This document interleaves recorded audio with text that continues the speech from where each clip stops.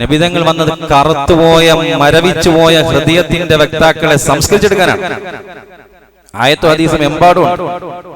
മലയാളത്തിന്റെ പ്രധാന കവി അയാൾ തന്നെ പാടിയിട്ടുണ്ട്, ഹൃദയത്തിൽ നിന്നും സ്വർഗത്തിൽ നിന്നും ഹൃദയത്തിലേക്കോരോ സ്വർണ്ണനൂൽ പാലം പണിത പ്രവാചക.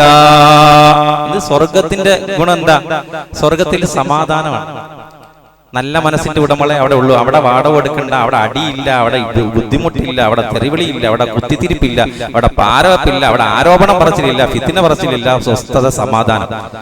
അള്ളാഹു യദൂ ഇലാ ദാരിസ്സലാം, സമാധാനത്തിന്റെ ഗേഹത്തിലേക്കാണ് അള്ള നിങ്ങളെ വിളിക്കുന്നത് എന്ന് പറഞ്ഞാൽ സമാധാന മനസ്സിന് സമാധാനം ഉണ്ടായിട്ട് അങ്ങോട്ട് കയറാൻ പറ്റുള്ളൂ. സ്വർഗത്തിൽ നിന്നും ഹൃദയത്തിലേക്കോരോ സ്വർണ്ണനൂൽ പാലം പണിത പ്രവാചക. ജീവന്റെ ഭിന്നമാം നാദവൈചിത്രങ്ങളെ ഏകമാം സത്തയിൽ ബന്ധിച്ച ധാർമ്മിക.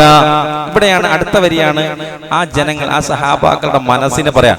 തമ്മിലിടഞ്ഞും അഹങ്കരിച്ചും കരൽ കൊത്തിപ്പറിച്ചും ചവച്ചും പൊളച്ചാർത്ത ഗോത്ര കുറുമ്പിനെ കാട്ടുക്രൗര്യങ്ങളെ ശാന്തി സങ്കീർത്തനമാക്കിയ നായക. തമ്മിലടി, വിദ്വേഷം, പക, പ്രശ്നങ്ങള്, എന്നും വഴക്ക്, ദുഷിച്ചുപോയ മനസ്സ്, കണ്ടാൽ കടിച്ചു കീറാൻ നിൽക്കുന്ന പച്ച കരളിനെ പോലും ഒരു മടിയും കൂടാതെ ചവച്ചു തുപ്പുന്ന ഒരു വർഗം സമൂഹം.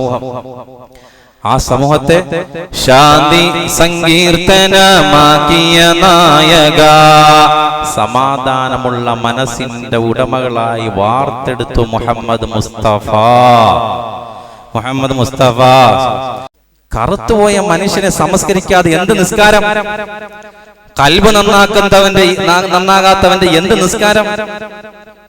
അതുകൊണ്ട് ആദ്യം ശുദ്ധിയാകേണ്ടത് ഖദ് അഫ്ലഹ മൻ സക്കാഹാ വഖദ് ഖാബ മൻ ദസ്സാഹാ. അല്ലാഹു മനസ്സിലാക്കാൻ തൗഫീഖ് തരട്ടെ.